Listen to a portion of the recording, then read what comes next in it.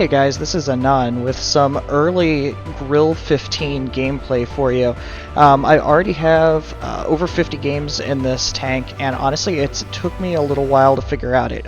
It really doesn't play like other tanks in the game, and you have to treat it very differently. It is honestly a pure sniper, and that's the way I'm running it. I'm even doing a sniper loadout with rammer, binocs, and a camo net, which is probably the only tank in the game that I have this set up for. But that's where I've found it really works. You have to put this gun to work, but you absolutely can't get spotted. If you get spotted, you need to roll back, reset that camo, and move on. And so it does play really unique, but once you kind of figure it out and learn how to handle it in that situation, it does really well. You can almost play it like a Leo 1 in late game situations. If you're on one versus a couple, you run around, get a bush, camp, wait till you spot something, run away again. Right there's a good example. I went ahead and set up in a bush because my team's being kind of weird and spreading out. I was just trying to find somewhere, but since I got spotted, instantly started moving. Obviously, you can see here that wasn't super salty, but a little bit because my team is just kind of all over the map right now. And luckily, it's going to create a big game here, but it's going to be a little bit different way than kind of a second game I'll show you, which I think is a little bit more traditional way that we're going to play this tank. So, seeing that we're spread out, luckily Red's spread out quite a bit too, so I've got this Object 140 on the backside who is trying to split our team up and create kind of a pincer move, so I am wanting to deal with him right off the bat. So what I'm doing here is just keeping my eye on him in the top corner of my camera and waiting for him to kind of turn away. I don't want to take more damage than I have to, because even still with HE he could do a decent amount of damage. So I'm going to take those double shots, but now that he starts to run away, I can see some of their team coming on the backside of Cap, so I don't want to push that too hard, especially now that this Conqueror shows up, and unfortunately he angles away at the last moment and is able to get away from me. And again, we're in a really bad spot here. We're already down 2 tanks. They're to our left, they're to our front. They're starting to get behind us, so that's why I'm rolling back a little bit, because I'm worried about the 103 when this T-54 comes screaming up to the right, so I need to kind of deal with him first. Luckily, I can get the shot into his turret ring, which does kind of make him focus on another tank first, I think. And maybe it's because he's a little bit nervous at the new tank, I don't really know, but he's going for the Ag Dagger. So I'm able to get rid of him in 2 shots.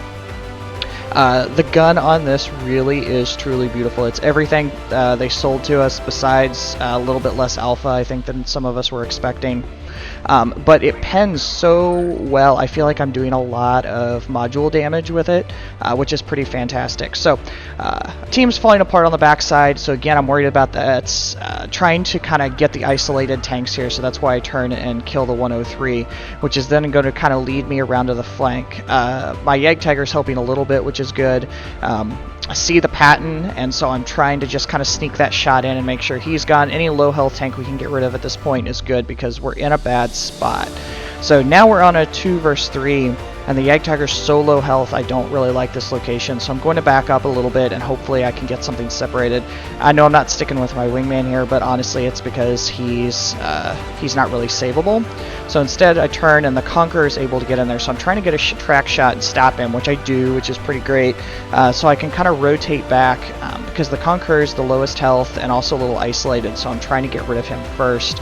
And luckily for me, he over angles there a bit. I think he's just trying to back up, but it lets me sneak that shot in. Now a 1 versus 2 against 2 really high health tanks. This is not what the Grille is designed for, but it's a good example of how to deal with it. So I'm just going to run. I'm going to use the speed and run away. What I'm hoping to do is get to the other side and get in a bush like I was talking about, and hopefully outspot one of them as they're coming up. This is kind of a Hail Mary move, because if they stay together, they're going to be hard to kill. But I kind of figure, worst case scenario, if I can get around to the other side, I can burn enough time and have a chance at a draw if they decide to cap or do something along those lines. So just running, you can see the great speed, cruising along at 60 kilometers an hour without much trouble at all. It's going to be much, much faster than the 2 tanks trying to chase me, and I'm going to take the long route trying to do it, because I was a little worried the E5 would have turned completely around and tried to cut back across town. That's probably what I would have done. But luckily he didn't, but it also tells me it's more likely they're probably sticking together. I'm not trying to overthink it necessarily at this point, but once I get over here, I know there's a lot of bushes on this side, so I'm really hoping that first strategy works out, where I can find a bush and hide, and see if I can't do a little bit of damage. So that's why I'm going all the way to the corner here. Also want to be careful, obviously, not to do the noob move and drop off into the water. Also, the terrain's a little rough here, so the tank doesn't move as quickly, but I'm just trying to move down into this little bush because I've got really, really long view range, and it should keep me pretty much completely hidden. Like, I'm not too worried about being spotted at this point. I'm also waiting to see if they cap, because if they cap, obviously, I know exactly at least where one of them is, which would also be good news. If they're only one capping, it means I can try and get out and get rid of one, but now we've gotten to the point it's been long enough and they're also not capping that I'm worried they've come around.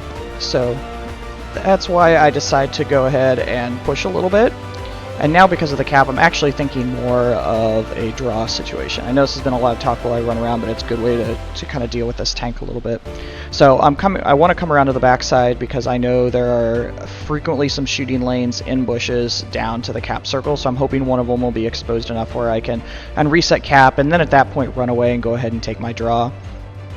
And so it is what it is. I'm not really worried about it. You know, I know I've had a decent game at this point, and sometimes you just have to pack it in, especially with these paper tanks. So I'm coming in, just looking in my view spots here. I'm like, didn't get a spot there, so I'm gonna roll up to the next one. And I'm not getting any spots here either. So now I'm kind of just figure, all right, well, I'm just gonna go for it. Maybe I can get a track shot into the 268 and back off, and you know, hopefully just slow them down enough to get the draw. So I'm just going to go ahead and roll out opposite probably place of where they think I'm coming in, so I can poke out, luckily get the side of the 268, and the heavens open for that beautiful, beautiful ammo rack shot.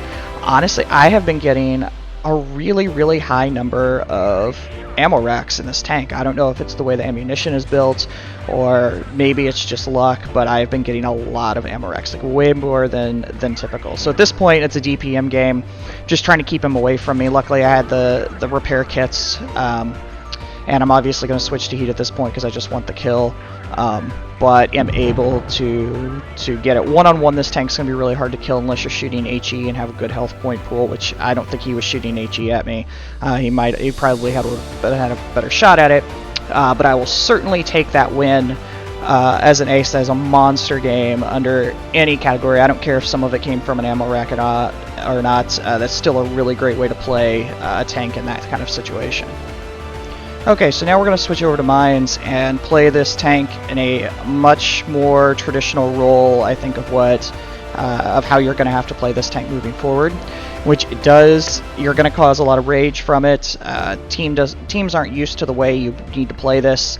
You really need to be in a full camp mode. Obviously, you need to make sure your gun is in the game. You can't just sit still and do nothing all game, but you need to put yourself in good sniping locations and keep that gun to work. So I'm going to run up to Lighthouse. Because this tank is actually kind of nice and tall, I knew I'd be able to see over this back rock, which is exactly the position I wanted to find myself in. So I can also even get a little bit of spots because of the view range going across. So I missed on the 4202. Not a big deal. I'm still assuming they're going to push up because my team is held really, really far back and flanking. They're doing some interesting things. So when the Patton gets tracked, I can put the nice HE shot right into his back. And again, that's just being a good sniper. Being an active sniper is not camping. I don't care what your team says to you. If you're putting your gun to work, you're doing your job as a tank destroyer, and you don't really have to worry about kind of what they're saying a whole lot as long as you're doing your part. So it's starting to drop a little bit now because they're kind of figuring out that we're over here. And we're spread out and got some corners, so that's why I start to type here. I want them to look for the TDs, because I'm in such a great spot. If they can just start to get some spots in, we can get some good hits in. So anytime you see a Grille 15, obviously switch to the HE. It's going to go right through it. You can see a really nice roll there, even through the gun shield. Doesn't really matter. It's complete paper, and that's why you need to play it this way. So since I got spotted, I rolled back, let the camo reset, because I don't know where every tank is, and you want to make sure you're not taking unnecessary shots, because every shot that this tank takes is going to hurt a lot. It doesn't have a terrible hit point pool, but you just don't need to burn it. So again, take that shot. There's no guns looking at me, but again, you can see where I take that shot, so I should have stepped back and let the camera reset, but now I'm getting a little greedy because I want the kill. because we're obviously in a much better situation now in a 3 versus 7 setup. But take nothing for granted. I don't want to lose this gun. You need to be the last one alive with this tank, no matter what. It's just a good way to play it, and keep that in mind, and just kind of work from there. Especially when our team is split up like this, a good player would start to be able to rip us apart a little bit. And you can see there where they're starting to get a few shots in. So again, just putting this gun to work. You get a rare miss there, but you can see how it performs really well. Like I mentioned, I am getting a lot of module damage, a lot of ammo racks, but it's also getting some really weird troll misses every once in a while. I don't know if I'm having some of the movement bug that people have been getting intermittently. But it is getting a few just kind of strange bounces that look like they should have gone in, or just like no speaks from the game, but it just kind of is what it is. And so late in the game, you obviously have the ability to kind of run forward and take it. You just need to be careful in the process. If it's a close game, you need to think about it more as relocating than necessarily charging, because you can take a tank one-on-one because of the DPM, especially when you have adrenaline, but even a 1 versus 2 against even semi-decent player, you're going to have a really hard time. So I go ahead and push forward here because I know he's a one-shot, and I'm just kind of trying to hold him. Even with Hesh, he's not going to be able to get me there, so able to close that out.